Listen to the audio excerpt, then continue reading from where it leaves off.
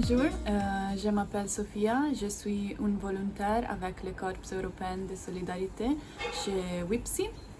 Je vous présente Emeline Vaginet, une étudiante BTS Développement et Animation des territoires ruraux à Auch. Emeline va nous raconter comment elle a été active et engagée pendant la pandémie avec son collectif de jeunes et l'écriture d'un livre. Bonjour, pouvez-vous vous présenter en quelques mots? Bonjour, je m'appelle Emeline Vaginet, j'ai 19 ans et je suis actuellement en deuxième année de BTS Développement Animation des territoires ruraux à Auch. Quelle action avez-vous engagée personnellement et professionnellement durant la Covid?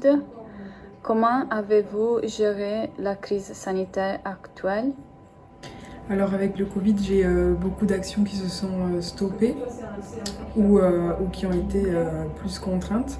Je suis engagée personnellement dans les violences sexuelles et conjugales et dans l'environnement.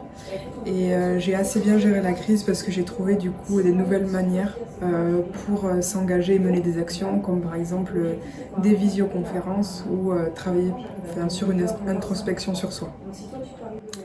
À quelles difficultés avez-vous eu à faire durant la période? Qu'est-ce qui a changé dans votre manière de faire durant la crise?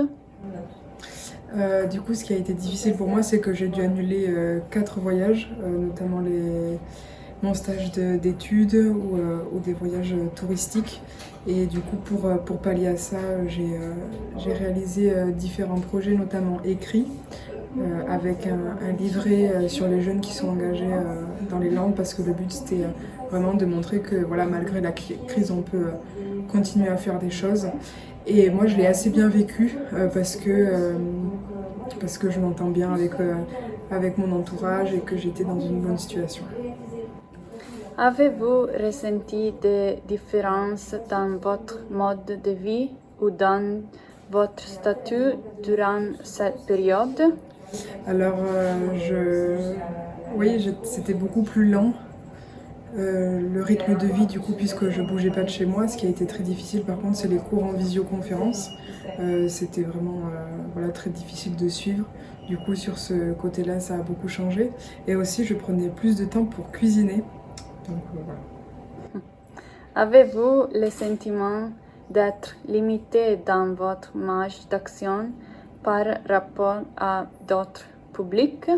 Est-ce que certaines actions que vous auriez souhaité mener ont été rendues impossibles à cause de votre statut?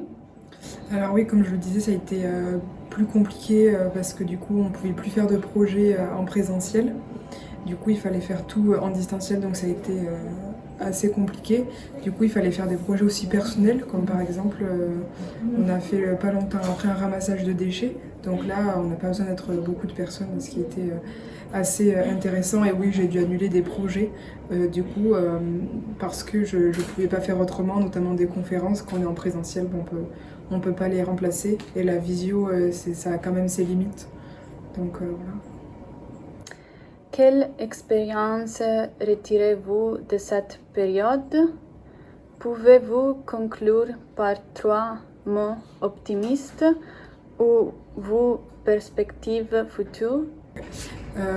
Du coup, moi cette période, je l'ai vécue très bien, voilà, comme je le disais.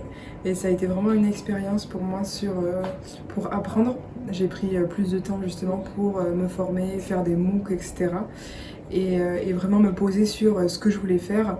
Et du coup, par rapport à mes futurs projets, ce sera de continuer à travailler avec mon collectif, qui est un collectif de jeunes qui s'appelle À Notre Tour et qui s'est formé justement en 2020.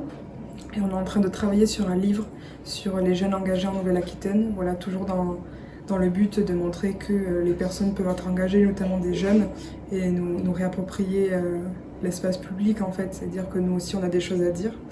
Et du coup, les 3 mots positifs, je dirais que il faut garder espoir parce que sinon on vit plus